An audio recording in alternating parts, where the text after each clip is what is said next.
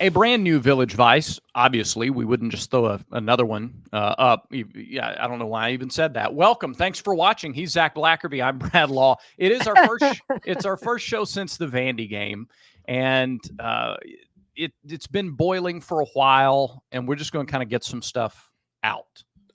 On this show today. Okay. We got basketball tomorrow. We got election today. Go vote, by the way, if you haven't yet. Just do it. Just go and participate. That way you've participated in the great American institution of voting. It doesn't make a difference what is. Yeah, I know. I understand. In the state of Alabama, it probably doesn't. But do it anyway. Say you participated. It'll be great. Okay. All right. The game plan. Why did Auburn lose against Vanderbilt, Zach? They scored 7 points. Yeah. So what does that tell you? Jarquez Hunter only had 12 carries. Yeah, I think it tells you that, the offense had a hard time, one, getting over the 50, and two, capitalizing in situations where you can score points. The yards were there. They should have scored more than 7 points based off of their overall production, but 2 missed field goals don't help you, but you still lose if you make those 2 field goals. So you got to figure it out. You got to figure out how to score points. I don't know that you do lose if you make the field goals, because I thought that the missed field goal in the third quarter changed the entire, the sequence of events that happened right after changed. Deflated everybody. Should it have? No, there's no excuse for allowing yourself to be deflated after that point. Yeah. But it did. Sure. Yeah, you never know how the game's going to develop and tendencies will happen and how you approach certain things when the score changes. Sure, that's fine. I get that. I would submit to you, without making excuses for the offense, your defense gives up 17. You should win the game. Agreed. Your defense holds the opponent to 227 yards. You should win the game. You don't give up a completed pass in the second and third quarter. You should win the game. Okay. So I'm not making excuses for the offense. I'm going to tell you the offensive game plan wasn't in total a bad one. Okay. Jarquez Hunter got 15 yards on the first play of the game. That was his long run. The bare front that Vanderbilt went into, where they covered up the center, really stymied Auburn. Auburn couldn't figure out how to adjust to that the rest of the game. The second drive, Jarquez got 2 on first down. So 2 drives in a row to start the game, you go to Jarquez. Everybody would have called for that, right? Nobody would have a problem with that, right? Yeah, I think it's fine. Sure. Okay. Yeah. This is just, this isn't totally like a polished bit or anything. So if at any point you need to jump in and go, let me push back on that. Okay. Go for it. This is just kind of raw and in the moment. You've just said stats so far, so can't push back on anything there so far. The second play of the drive, they go to that diamond formation, and Jarquez is the decoy, and they throw wide open over the middle. Okay. I have 2 issues with that. Peyton missed the throw. You got to make the throw. The throw's there. But I don't like. But we're talking game plan, right? Yeah. Okay. All right. Yeah. Right. Yeah. That's the goal is to get the guy open and Peyton overthrew Deal. Yeah. But is Luke Deal the best guy to have running that route? I don't know if you put Fairweather there. Is he treated different? And is there a different guy on him? Maybe, but is somebody else open then if you do that? I don't know that Luke is the target. If you say, look, we're going to run this play and it's going to be set up to gain 50 yards at minimum, I don't know that Luke is the guy. If you don't want to throw to a tight end who's wide open, he shouldn't be playing tight end. Okay. All right. Or you shouldn't run routes with him. You keep him in for extra pass protection. I take that point. So anybody who's in there running that route, you should have enough faith to make the play and make the catch. All right. Yeah, I don't think it was a catchable ball, though. I think that was more on Peyton than Deal. Okay. All right. Third drive, you start with a 10-yard pass to Cam Coleman. So you've run it 2 straight drive starters, and now you switch it up a little bit. You go with a pass. There's still no issue. And then the third play of the drive is 24 yards to KLS. So far, I think you haven't done anything yet. You've punted 3 times. But the game plan's not inherently bad at this point. You're having trouble executing against the Vanderbilt defense. Okay.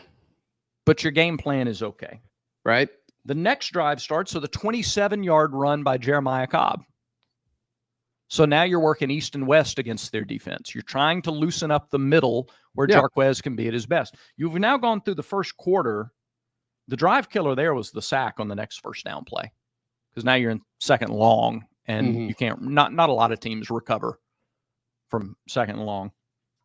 Then you get the touchdown drive.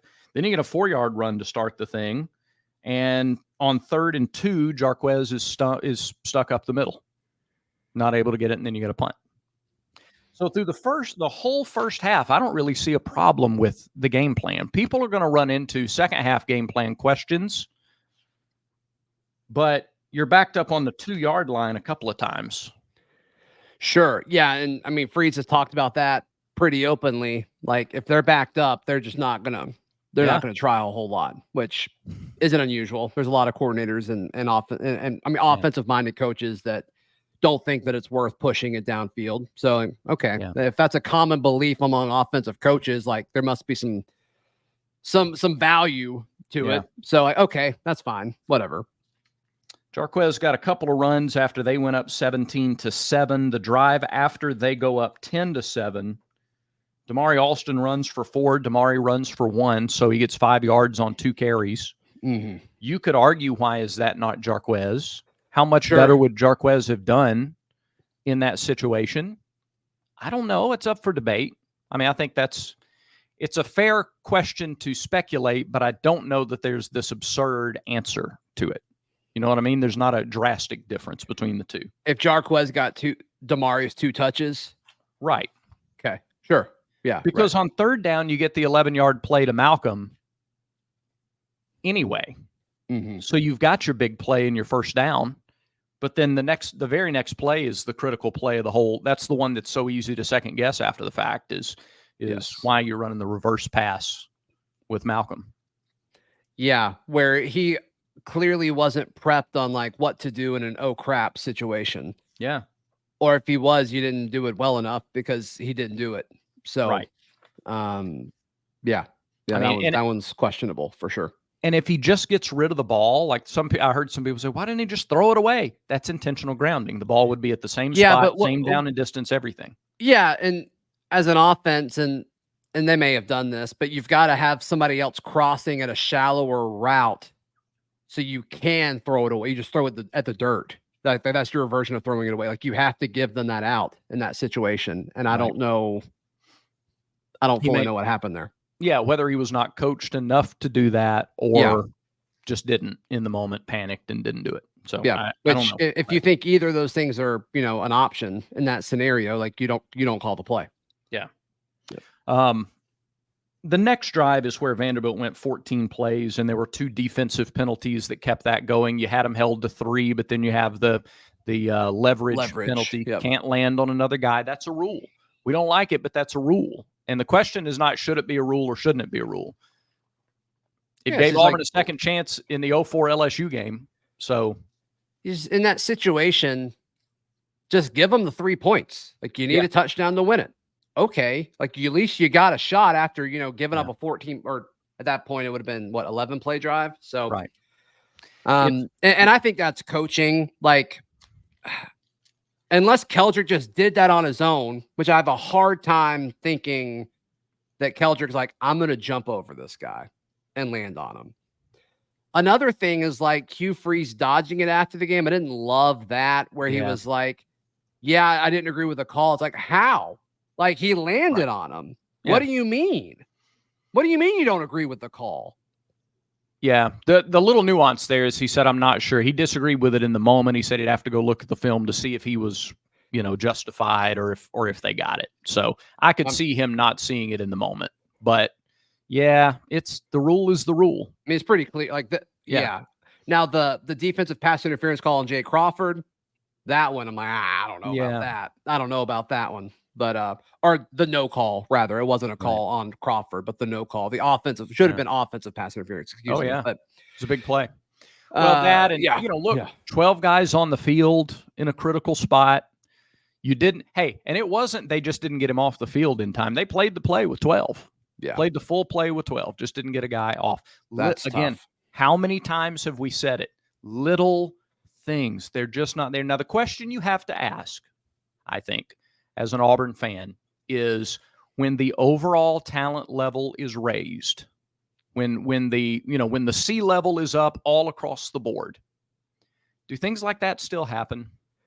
I don't think this has.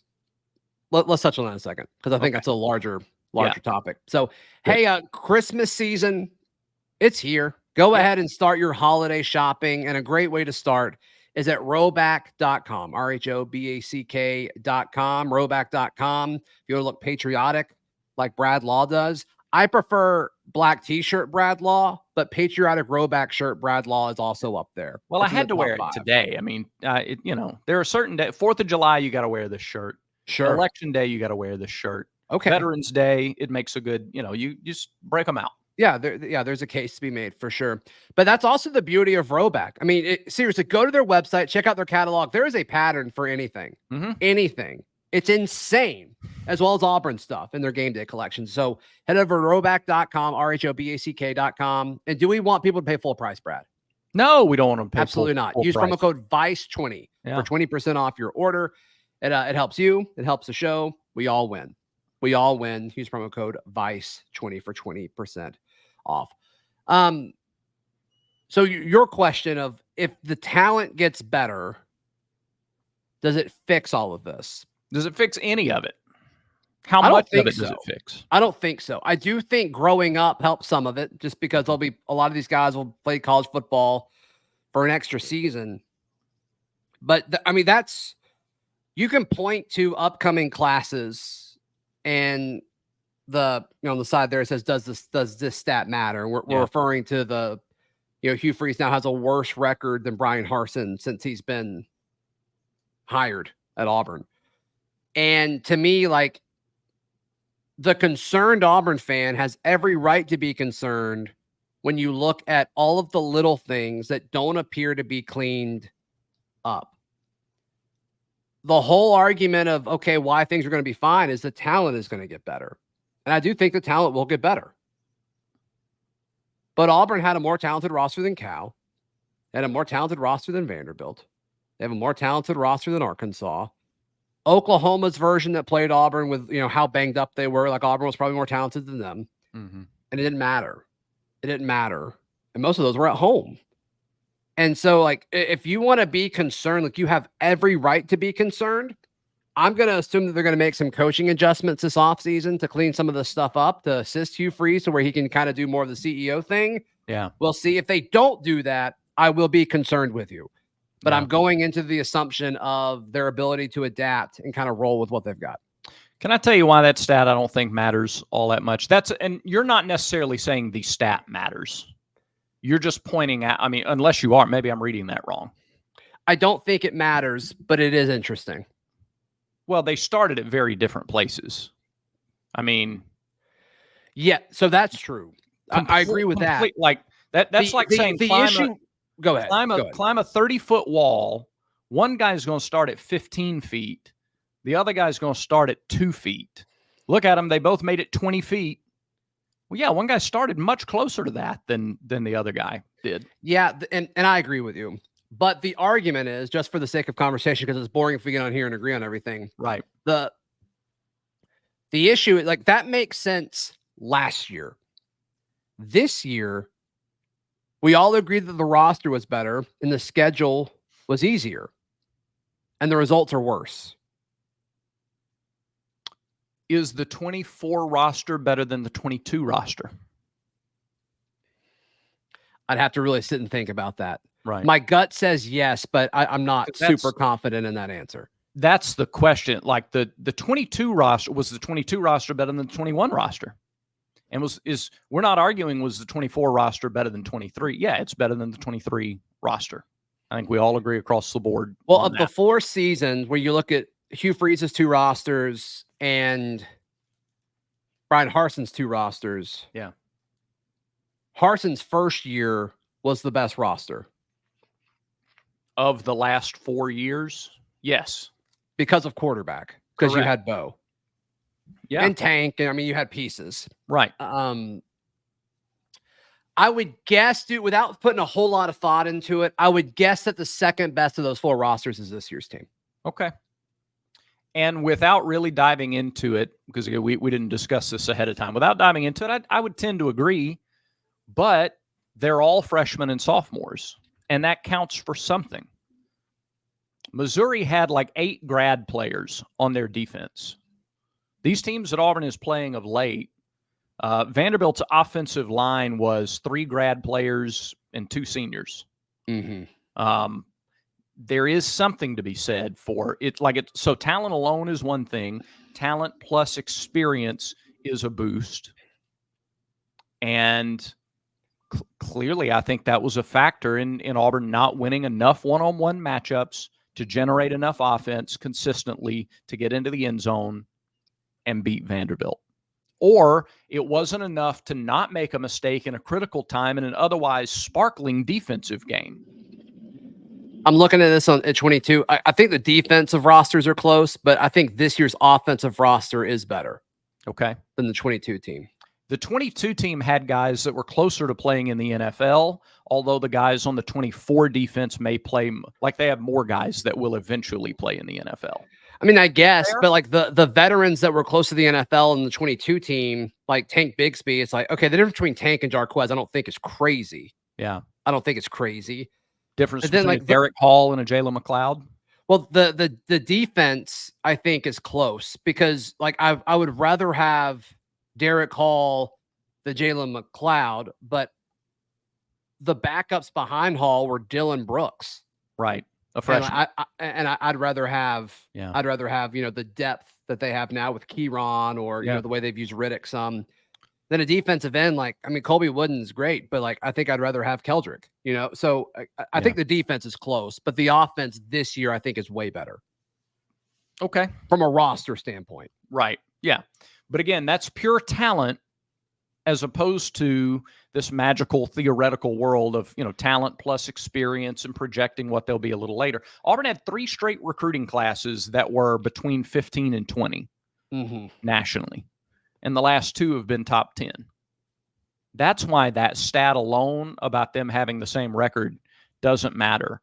People didn't put Brian Harsin on a short leash because he had a bad record, because he was 6 and 7. That's correct. In year 1. There was no hope for the future. There was no, because they saw what was happening. They looked out upon the recruiting harvest and they saw a drought. Yeah. They saw no fruit. They saw no effort being put in. Look, one guy, let me just be direct and blunt. One guy's approach to recruiting and competing with the Georgias and Alabamas and LSUs and Texases of the world was to beef up the walk-on program. Okay? That's directly from his mouth. To beef up the walk-on program was how they were going to compete. The other guy's approach is to go out and recruit the best athletes you could possibly get and get them to buy into a vision of what's happening at Auburn. Yeah. Let's do this tomorrow. Okay. Tomorrow, basketball show. Okay. You want to do it? Yes, I'm in. That's a perfect day for it tomorrow. I think so. Okay. I think so. I think that does it for today's show. It does. Promo code next round at mybookie.ag. They'll double your initial deposit. Check them out. You'll thank us later. In the meantime, remember, everyone has vices. Make sure Village Vice is one of yours.